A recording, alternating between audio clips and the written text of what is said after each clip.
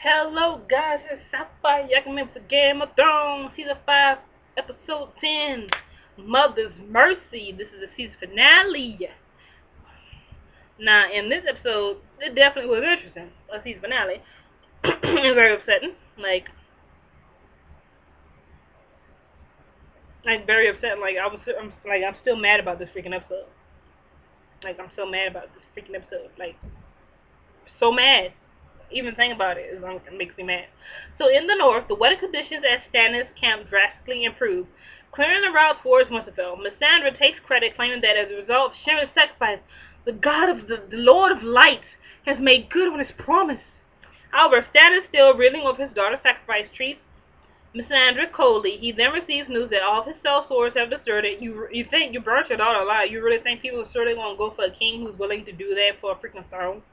I don't think so, leaving him with only half his army and no cavalry. In addition, his wife has hanged herself in grief. She already lost 3 sons, as we've seen early in these seasons. She lost 3 sons. So the only child she literally had left was Shireen. And with Shireen being lost, that probably was the last. That probably was the last straw for that mama. I'm pretty sure she probably couldn't have no more. She probably couldn't have the ability to have no more. See none of more of her children die. That was it for her. I figured that would probably be the last straw for her. She couldn't. I mean, as a mother, she probably can't go through it again. That was it for her. She has hanged herself grief. When he returns to camp, he learns that Missandra has fled. I'm like, Red Lady is gone. She's like, let me get out of here before people kill me. Despite all these setbacks, Stannis orders his remaining troops to march forward towards Winterfell. As Stannis prepares to lay siege on the capital, the Bolton's cavalry suddenly emerges and it becomes clear that they greatly outnumber Stannis' army. Nonetheless, Stannis draws his sword and leads his men to battle. After a quick yet fierce battle, the Boltons emerge as victors. I saw that happening from a long shot. Meanwhile, in Winterfell, Sansa manages to escape from her room using the corkscrew she stole and lights a candle in the ruined tower to signal for help. Brienne and Podrick, who have been camping in a nearby forest, see Stannis' army approaching, and Brienne leaves to take revenge of Stannis, failing to see the lit candle. As Sansa returns to her room, she is called by Miranda, who threatens to mutilate Sansa. Theon intervenes and throwing Miranda from the castle ramparts to her death. With the victorious Bolton army immediately turning to Winterfell, Theon and Sansa quickly grab each other's hands and leap off the castle walls together. In the forest, Stannis has survived the destruction of the army, but is severely wounded after fighting several Bolton soldiers. Brienne then arrives and announces her intention to kill Stannis in revenge for Renly's death. After Stannis seemingly accepts his fate and tells Brienne to do her duty, she lifts a sword and swings. Beheaded. Alright, we know that is obviously he got beheaded, even though they don't show it.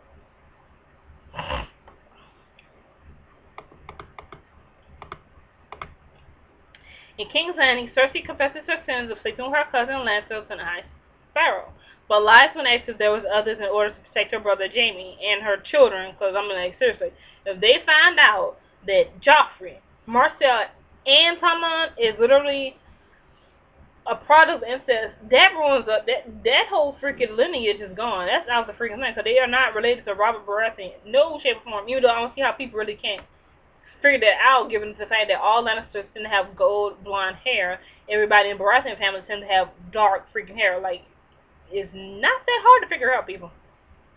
Not that hard.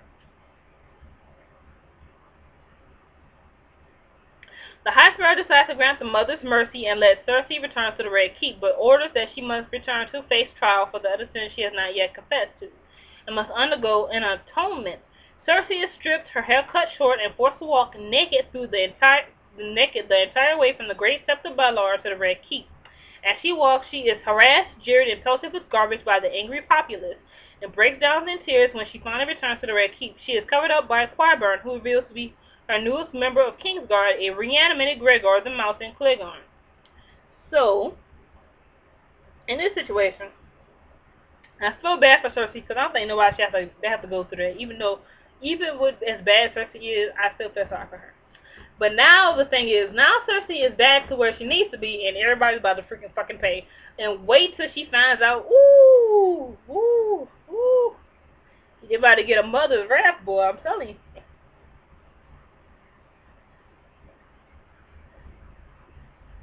In Dorne, Jaime and Marcel, Bronn, and Tristan leave for King's Landing. On the ship, Marcel reveals that she knows Jaime is her real father and that she is happy for him as Cersei. However, Marcel suddenly starts bleeding from the nose and collapses. It is revealed that Illyrio had secretly poisoned Marcel with a kiss. I mean, you should expect that something was wrong when this woman decides to kiss you all of a sudden on the lips. Like, you should feel like, bitch, no. Bye, Felicia. In Bravos, Arya infiltrates the brothel patronized by Sir Mance Tarrant by taking one of the faces from the House of Black and White. She stabs Tarrant in the eyes and torso multiple times, revealing her true identity to him before cutting his throat. When she returns to the House of Black and White, she is confronted by Jaqen and Rafe, and the Rafe, the wife, the W.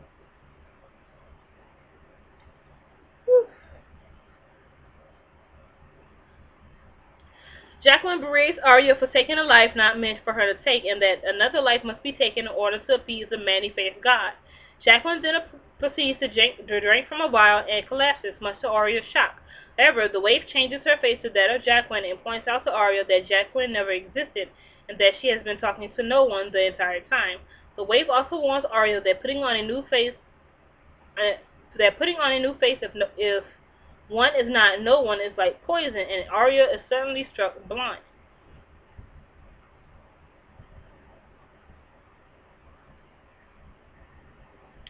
Across the narrow sea, with Daenerys missing after having flown away on Drogon, her followers are left unsure of what to do in her absence. Daario and Johar decide to leave Meereen to search for Daenerys, while Tyrion stays behind to govern the city in her absence, assisted by Missy and the still recovering Grey Worm. As Tyrion watches Johar and Daario leave, he ponders his next move when Varys suddenly appears, giving him some advice by accompanying Meereen's current state to that of King's Landing, much to Tyrion's delight. Meanwhile, somewhere north of Meereen, Drogon brings Daenerys back to his lair. Daenerys attempts to order Drogon to take her back to Meereen, but Drogon, still exhausted and wounded, ignores her and goes to sleep. He's like, I am very tired right now, Mom. I don't want to hear it. Okay, let me sleep. That's kind of how I feel like Drogon, if he was talking, that's what he was saying to Daenerys, like, Mom, I'm tired right now. Okay, I just flown you to safety. I saved your life. I am freaking hurt right now. I need to go sleep. Let me sleep. Dang, Mom. Daenerys then wanders off her own, eventually spotting a Dothraki horde advancing in the distance. As the horde comes closer, Daenerys drops her ring to the ground before being surrounded. Hopefully, Daenerys still knows her Dothraki, because this might help her in the situation. You know, say I'm Khaleesi, I was married to Khal Drogo. Oh, wait, maybe we probably don't say you was married to Khal Drogo because of the whole incident with the blood magic thing. You might not want to mention that. At the wall, Jon sends Samwell to Oldtown to become a maester along with Gilly and her baby. Acknowledging and even somewhat endorsing the romantic relationship blossoming between Samwell and Gilly, Davos arrives on order from Stannis shortly after to ask for supplies and wildling reinforcements. But Jon refuses, reminding Davos that the wildlings would never fight for Stannis. Mysaddra soon arrives after her demeanor leads Jon and Davos to realize that Stannis has been defeated and that Shireen is dead. Later, Ollie tells Jon that a wildling has recently seen his uncle, Benjen Stark, and takes him to speak to him. Led outside Castle Black, he only finds Sir Alliser, Bronn Marsh, and a handful of men along with a post that reads traitor. As Jon realizes that he has been tricked, Alliser, Ollie, Bronn, and the others stab Jon once each, uttering for the watch before leaving him to die in the snow. Now, with this episode... Oh, okay. Note. Production note. Okay, Mother's Mercy was written for the series creators, written by the series creators David Benioff and D.B.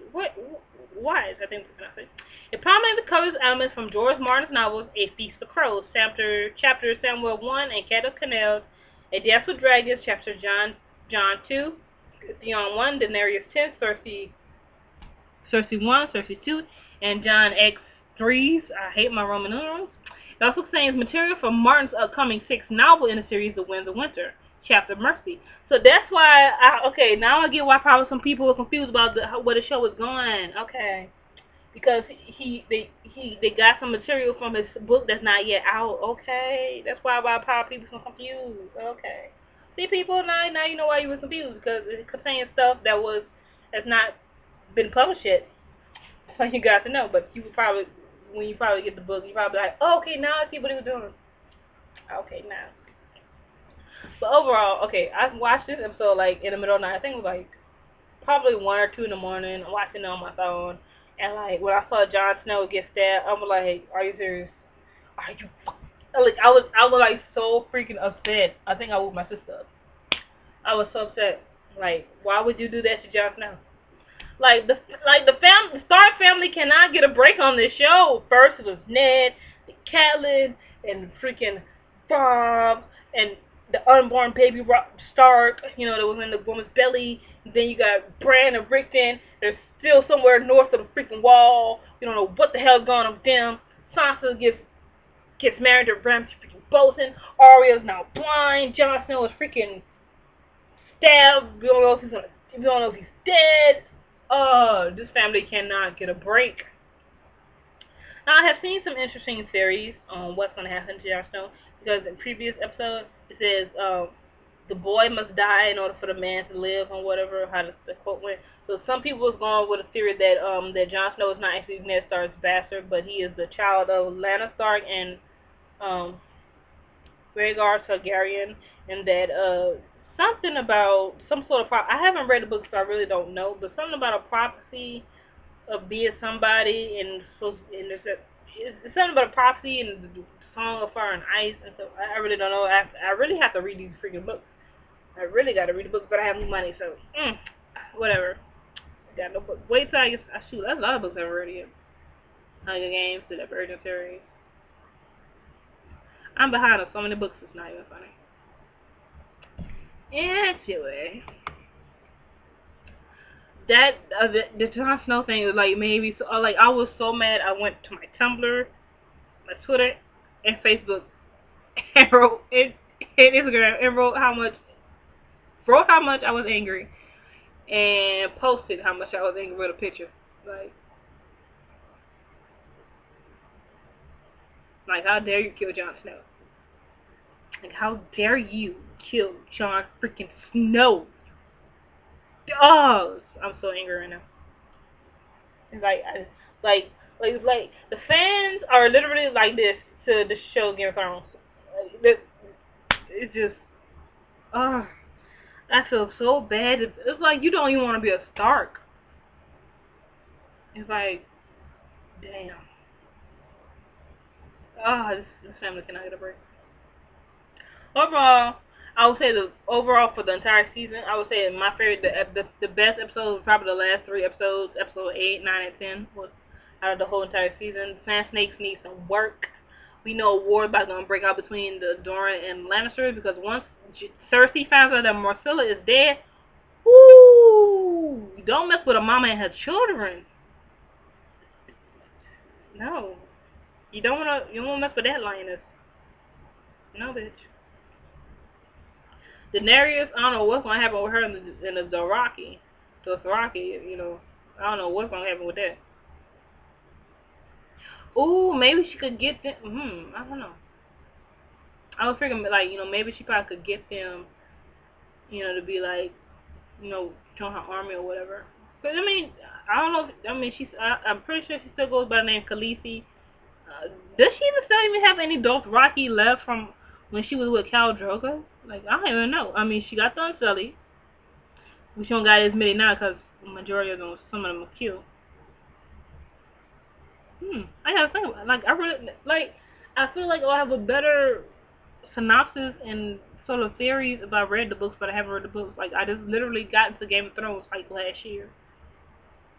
I literally sat down and watched season 1 through 4 last year, and I got into season, and I watched season 5. Like, ugh. I mean, the show is really good.